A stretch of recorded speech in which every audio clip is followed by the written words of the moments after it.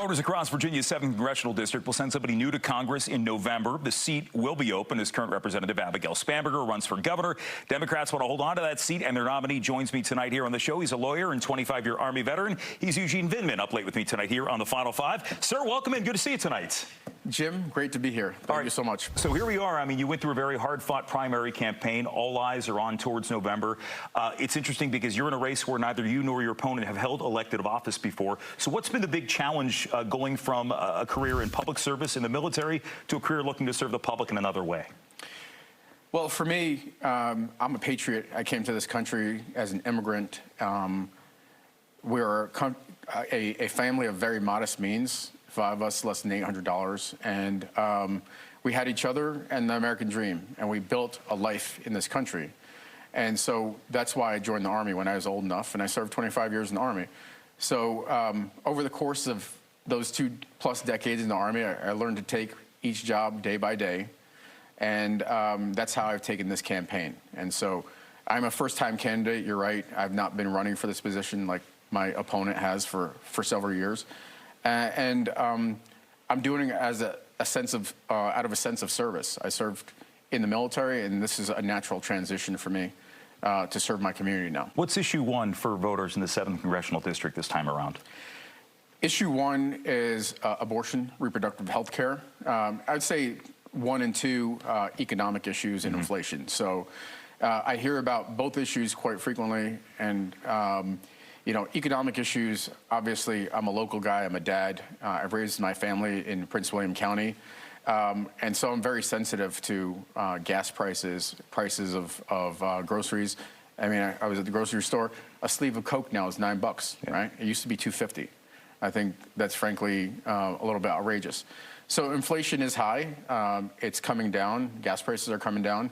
But very closely on that same level is reproductive health care, the right to an abortion.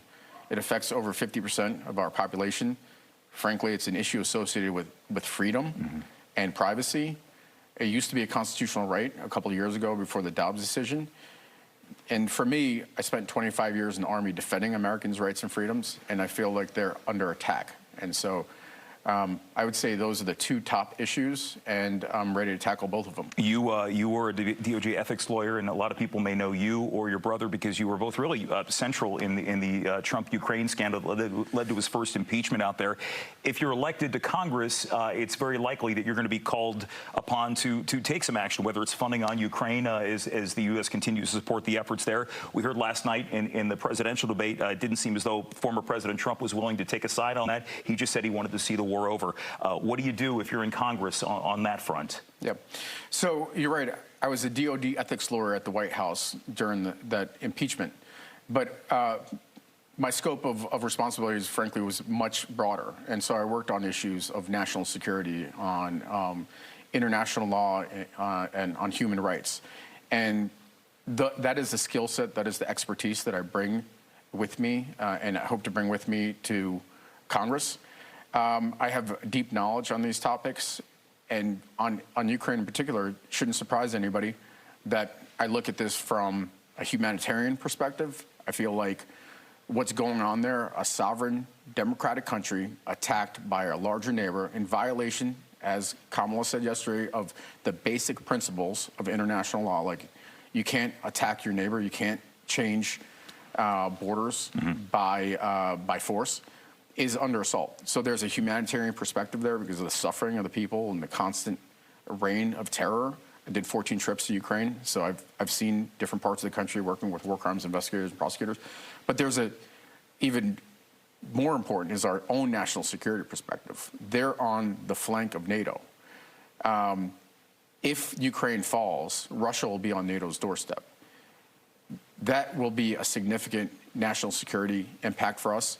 And I worry that if that happens a few years down the road, we're going to have our own boots on the ground rather than letting the Ukrainians do this on their own, just supported by our material and some funding. The last thing I want to ask you is, you mentioned your opponent, Derek Anderson. We talked with him a little while ago. He had said you won't debate in this race, but we got a release from your campaign saying that you'd like to get him on the record. You'd like to have a debate over issues of abortion and codifying Roe. Will you be debating Derek Anderson in this race? 100%. We have a robust debate and joint appearance schedule. We have 4 scheduled right now. That's pretty robust.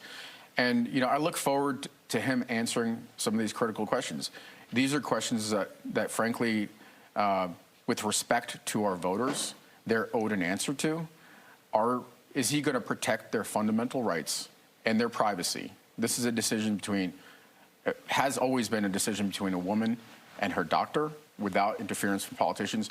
Will he protect that right or won't he? And, you know, I take the position that we need to ensure that Roe v. Wade is the law of the land, and I will support that in Congress. And I will veto any attempt to have a national abortion ban. Well, we know that in the district, in the 7th district, it is a very close voter registration, very close results. But Congresswoman Spanberger has prevailed in recent elections. We will see where it goes from here. Eugene Vindman, thanks for coming in tonight. Great to meet you. Thank you so much, Jim. All right, take care. And the Final Five is back right after this.